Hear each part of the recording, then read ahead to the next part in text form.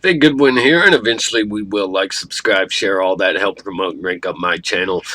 So about 60% of my viewers aren't subscribers, and if you could subscribe, that'd really help out my channel.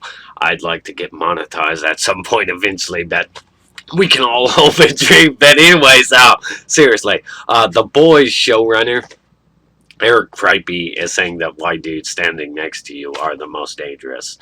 Yeah, this will help escalate racial tensions. But I've already said enough about the creative force behind this show and how obvious woke it is. I did a video talking about wear a fucking mask or you won't get a season 3. And I pointed out that anybody that's gonna, anybody that's gonna wear a mask already is, and anybody that isn't going to just isn't going to, and your celebrity status isn't gonna change that. So, and then I did question whether or not this show would what direction it would go or whatever, because they said that this season was going to tackle white supremacy, and all this is just virtue signaling for the times. But the Boys Showrunner Eric Kripke or Eric Kripe, I'm not sure. He does. I'll give him this. He does make some pretty good content. And I'm still going to watch season 2 of the show, but let's just dig into this. So the Boys Showrunner Eric Kripke recently discussed the upcoming second season of the Amazon show based on Garth Ennis and Derek Robertson's comic book series in an interview with Screen Rant. Kripke was asked in season 2, there's the supervillain terrorists all over the world that have been activated by Homelander. However, you never really get the sense that they're more dangerous than their creators. Can you talk to me a little bit about that dynamic? So this is what they're asking him, pretty much. He answered, yeah, it's a great question. We were really interested in exploring the idea of authority figures getting the public really riled up with xenophobia and racism. Oh, you mean like the mainstream media does? Our celebrities and producers of shows like Hollywood does? So, but ultimately, the most dangerous people are white dudes standing next to you. You know what? This is kind of accurate because Eric Kripke and a lot of the people that do this woke virtue signaling stuff are white dudes. So maybe, Antifa's white dudes. So anyways, we wanted to, it's white women too, but anyways, you better rethink your gender norms. We wanted to reflect that story, so the supervillains are, in a way, a misdirect, because white people are so terrible. And guess what? Eric Kripke is one of them. Just as a reminder, in the first season of The Boys, the 7 included Translucent, Black Noir, A-Train, Starlight, Queen Maeve, The Deep, and Homelander. There were 3 white men on the team, in Homelander, The Deep, and Translucent. And the Deep was quickly brushed aside, and Translucent himself was quickly killed. So, A-Train is black. It's unclear what Black Noir's race, as he never takes off his mask. Starlight and Queen Maeve are both white women. The Boys executed Translucent in the first season. He's expected to be replaced by a gender-swapped Stormfront. More evidence of wokeness. It also appears that the Deep might get sidelined from the team as well. He's kind of already been sidelined up. So Kripke then claims that part of season 2 was inspired by real-world events when a caravan of Central American immigrants attempted to illegally enter. Oh, God. So he continued. We wrote it at a time of the travel ban. If you remember the caravan that were going to come over the border and rape all the white women. We were in that world, and the way that authority figures were drumming up fear in these outsiders was disgusting, frankly. Well, I don't remember the narrative being that they were going to rape all white women. I remember the narrative being that they're not coming here legally and they have no right to be here, taking work from American employees and depressing their wages, and as a result increasing the cost of living, because guess what, now you've got a bunch of Hispanic people in there. Yeah, you've got more American citizens being put out of work because these guys depress the wages. They work under the table, and they work under the table for a lot less. So then you've got Americans being put out of the job. So you want to go there? We went there. Okay, so he elaborated, and so we wanted to reflect that story, which is Vought and the superheroes, and Stormfront are really drumming up quite a lot of fear about the supervillains, when in reality Homelander and Stormfront are the real threat. Sounds like Hollywood celebrities, mainstream media. It really does. It sounds like Don Lemon and all these mainstream media outlets.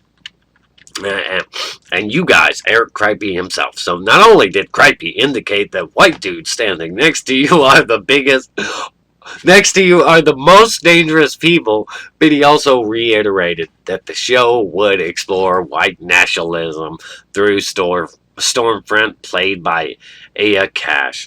Kripke had previously detailed the second season would be about white nationalism.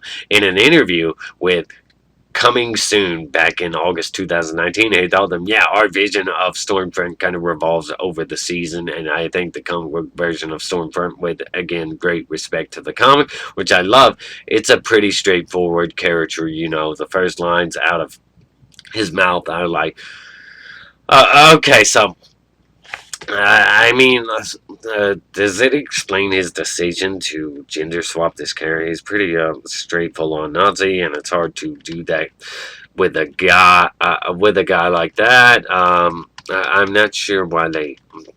Where's the? Okay, Kripke continued, but where the idea emerged, and without spoiling too much, what I'll say is under the writer room mantra of "bad for the world, good for the show."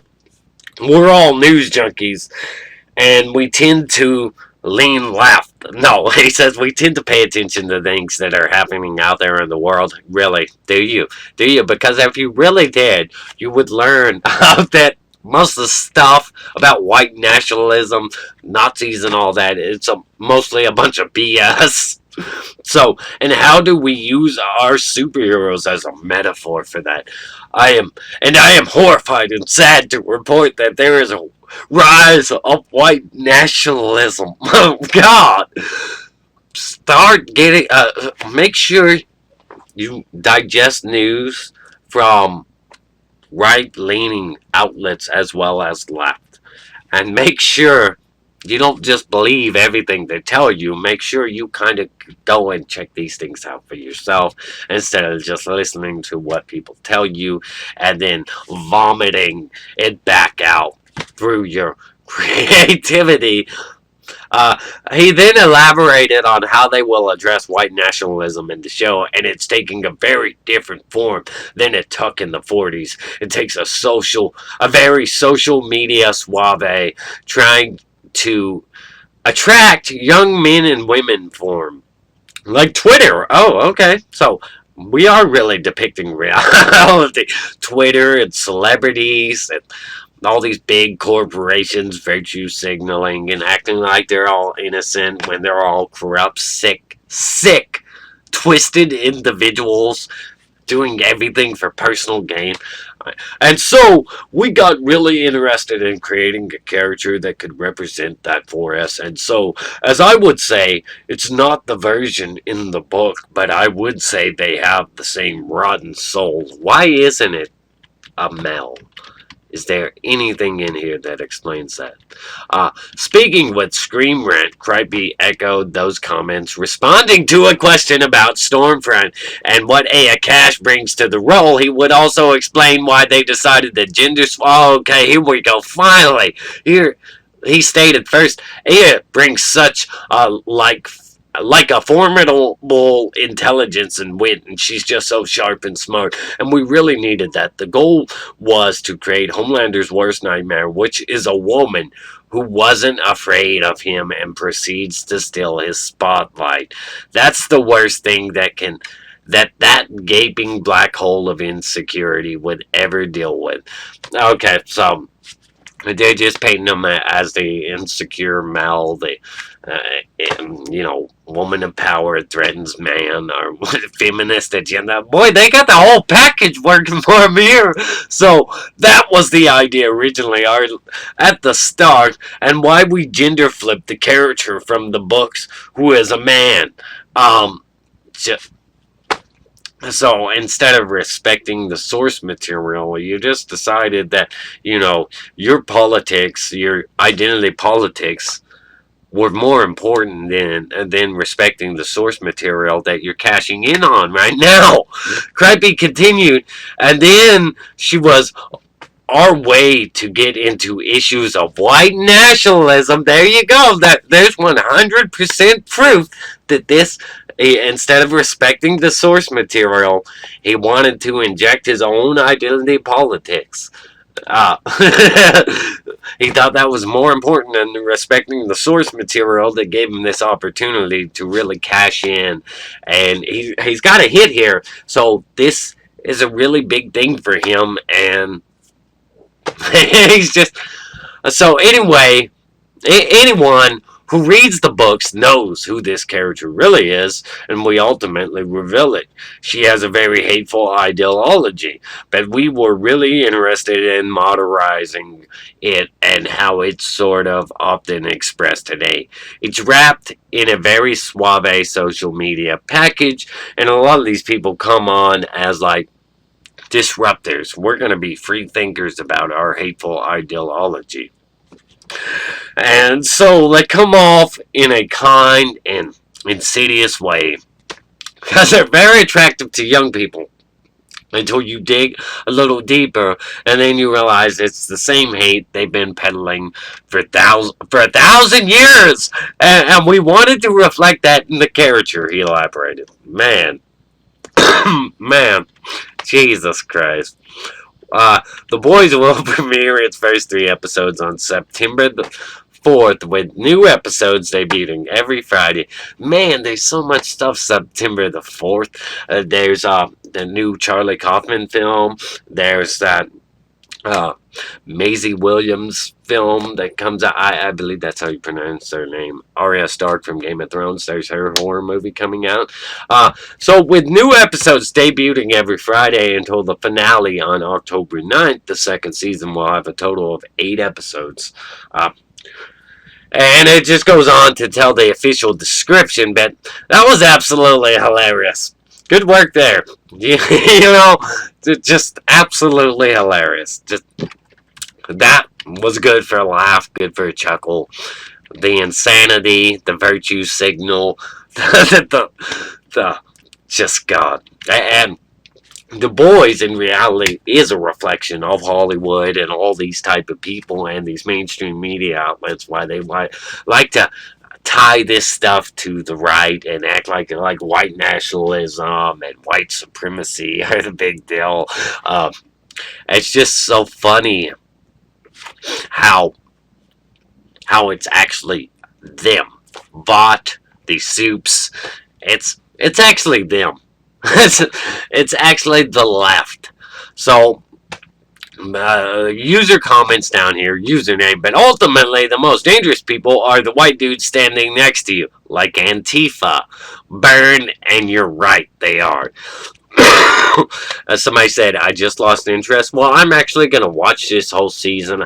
I haven't lost interest yet, but that's because The Boys, I mean, it was already woke in season 1, They just kind of handle that stuff better, and you know, through the right lens, it's kind of like they're exposing themselves and Hollywood for what they really are in the mainstream media, the left, while they're trying to say like this is how the right behaves, but really, really, uh, psychology.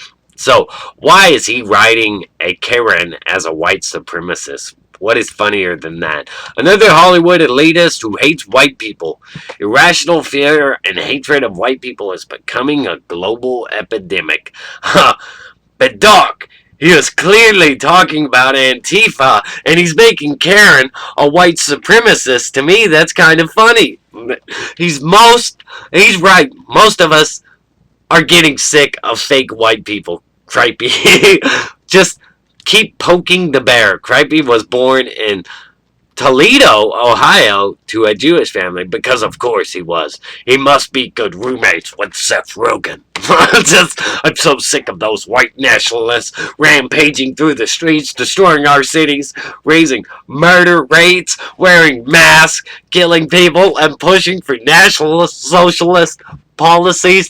Thank God our entertainment specialists are brave enough to confront that head on. And many of them are wearing not only black faces, but full black body disguises.